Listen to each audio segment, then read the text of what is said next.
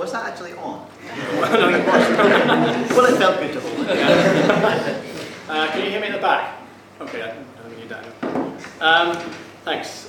Thanks to Miriam and Ella for arranging this debate, and actually I'm fully behind the project here. I think my short answer to the question is yes.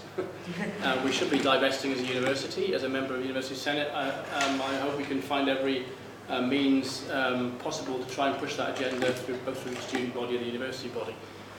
I'm a professor in management, but that doesn't mean I'm a bad person.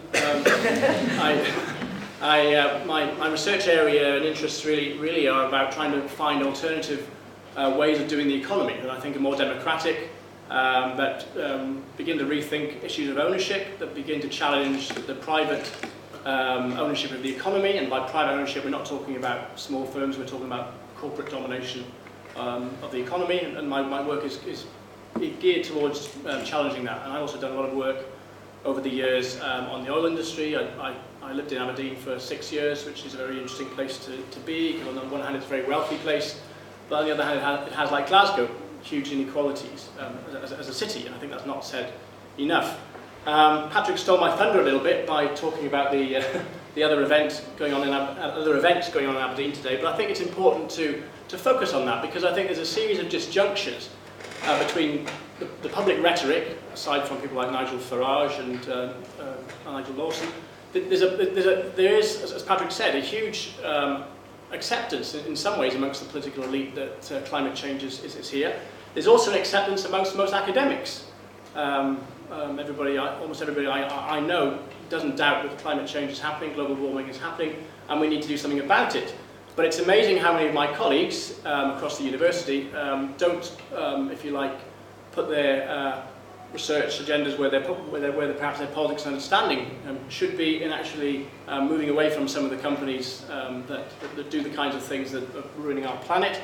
And in particular, I'm thinking about some of my former geology colleagues who are quite happy to do work that furthers the aims and the objectives of the oil industry in getting the oil out of the ground as quickly and as fast as possible. But if we look at the UK and the Scottish Government levels, I think it's quite interesting that, as Patrick said, we have this great series of commitments to do something about climate change, but at the same time, we seem to be promoting the status quo. And the big issue then is how do you deal with a serious, or how do you begin to construct a serious politics of transition from a carbon-dominated economy to one that we all know we need? We need to move to a post-carbon economy. With a few colleagues a few months ago, we wrote a report for the Jimmy Reid Foundation advocating the public ownership of the energy sector, and it got a lot of press coverage actually, surprisingly, picking up on what Catherine was saying. In some ways the press was open to some of the arguments in a way I wouldn't have expected 10 or 15 years ago, because we actually for once got our timing right. The report was launched at the same time as there was the whole furore around energy prices going on, and so even the Sunday Times ran a half-page spread on our report, although they compared us with Zimbabwe and Robert Mugabe in saying that we wanted to construct as a land grab politics. But we got fairly favourable attention. I'm glad to see the Greens adopted it as a policy at their conference as well. But they are the only mainstream party, it seems to me, in the UK that really takes the issue of economic democracy seriously, which I think is what we need to be talking about more and more. We need to be fundamentally challenging the way the economy is run and its dominance by private and corporate interests. It's quite interesting when you begin to talk to government ministers about energy policy that they refuse to countenance the idea of taking the energy sector back into public ownership, despite the fact that it's probably one of the most popular policies out there. Even a majority of Conservative voters in a recent poll said that they wanted to renationalise the railways and renationalise the energy sector. Even UKIP supporters want to renationalise the railways, and I think just under 50% want to renationalise the energy sector. So you have an odd disjuncture, if you like, between what the elites do and who they talk to, and that bubble that goes on in Westminster and probably in Hollywood, and what is the common sort of realisation of what events on the ground are actually happening and what should be. I think that's very, very interesting. Fergus Ewing, to name just one person, in response to our report said, we have absolutely no intention of taking any of the energy sector or the energy companies back into public ownership, which I thought was he was almost too quick to come out and say that. And if we see the events in Aberdeen today, I think we see that we have governments that are really committed to the status quo, despite the broader rhetoric of getting the oil out of the ground as quickly and as fast as possible, and willing to provide tax subsidies for that. Now, I should say it's not just the UK government that has that kind of disjuncture in its energy politics.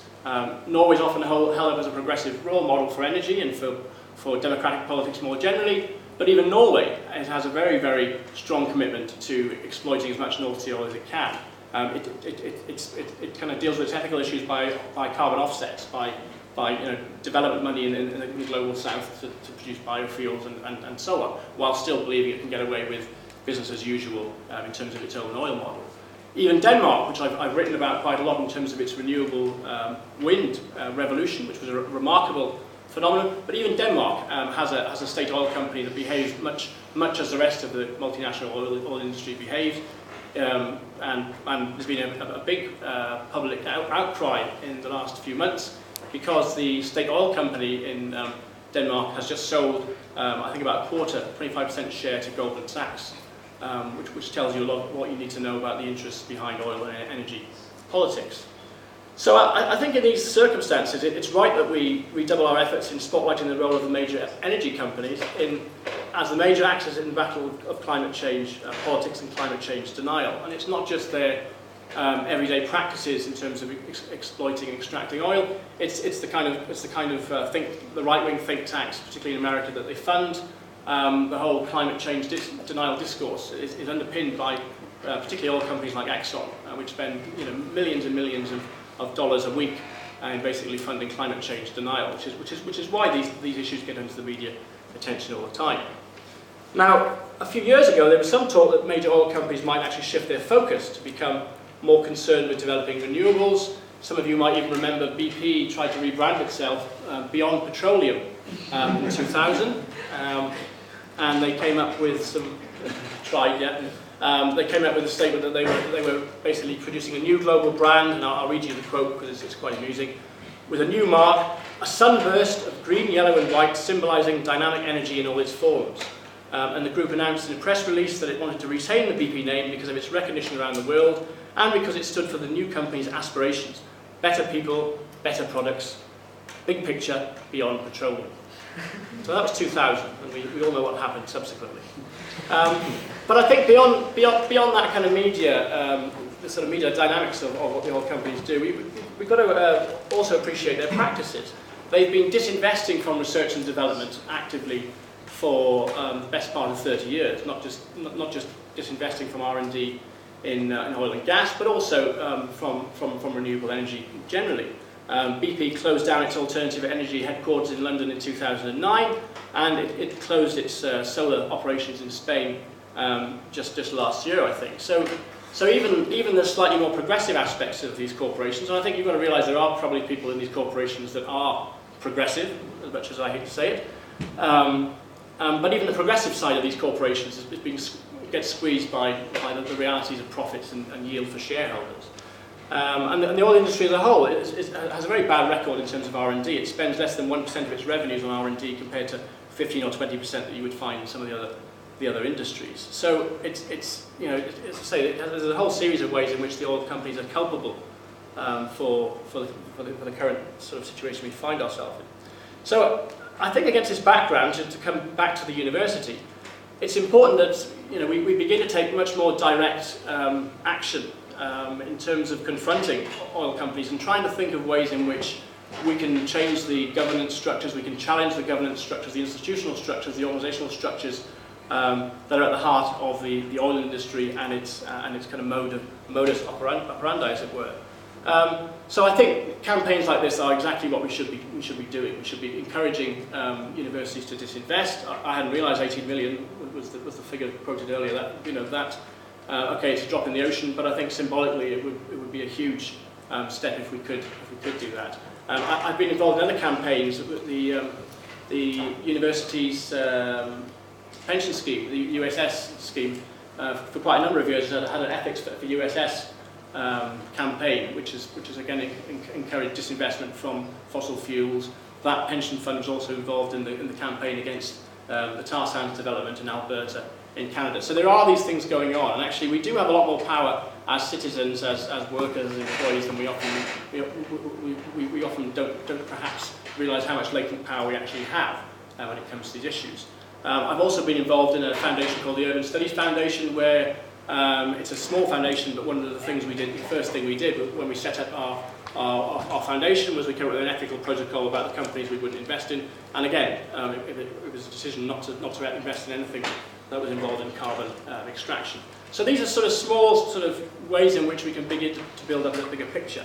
So I think it's really important that we do these kind of campaigns, and that we sort of challenge all companies and hold them to account. Because I think, as someone else has said, it's not just about doing that, but it's about raising the profile and getting a situation where governments can no longer ignore huge opinion polls that tell them that actually public policy should be doing something completely different to what they're actually doing. And that raises questions about who the politicians, of course, are there to serve, which is again why there is so much political, not really apathy, but there's so much political anger perhaps about the kind of politicians that we have. But I think, if I return to universities to finish, I think universities have a broader role. And there is a campaign, some of you may know of it, there's a campaign in the UK and broader for a public university, which is really to take back control of our universities. Because universities themselves, like much of the rest of the economy and society, have also been subject to sort of neoliberal privatisation processes. This university, like many others, thinks that it's a business. It's not, it's a trust actually. It's got not charitable trust status, but it is trust, it's a foundation. If you look at the founding principles of the university, it's not to make money, to bring in as many students through the doors, to hike up fees, and to be a revenue maximiser. It's actually to develop knowledge, research, debate ideas for the good of society. So for me, if you begin to hold the university to account for its very ethical underpinnings and its foundational status, there's absolutely no way that the universities should be having anything to do with oil companies, or indeed energy companies more generally in the current conjuncture. So I think that we need to really begin to think about the broader role of universities and begin to take back our universities. There was a very interesting vote recently in the university here, which some of you, I don't know if some of you are aware of, but the Senate has now been made fully democratically electable for the first time, which is part of a broader agenda that's been going on across Scotland. Largely in the wake of things like the Hetherington occupation that happened a few years ago, to begin to challenge the way that universities make decisions, the narrow interests they serve, and to begin to open up the university to be the kind of institutions that they were supposed to be from the outset. So I think we need to get behind this kind of campaign, and we need to be doing all the things possible to try and force universities not just to campaign ethically around climate change, but also to rethink the relationship that universities have with the broader economy and society. And I think I'll leave it there, because I'd actually like to hear from the rest of you at some point this evening as well. Thank you.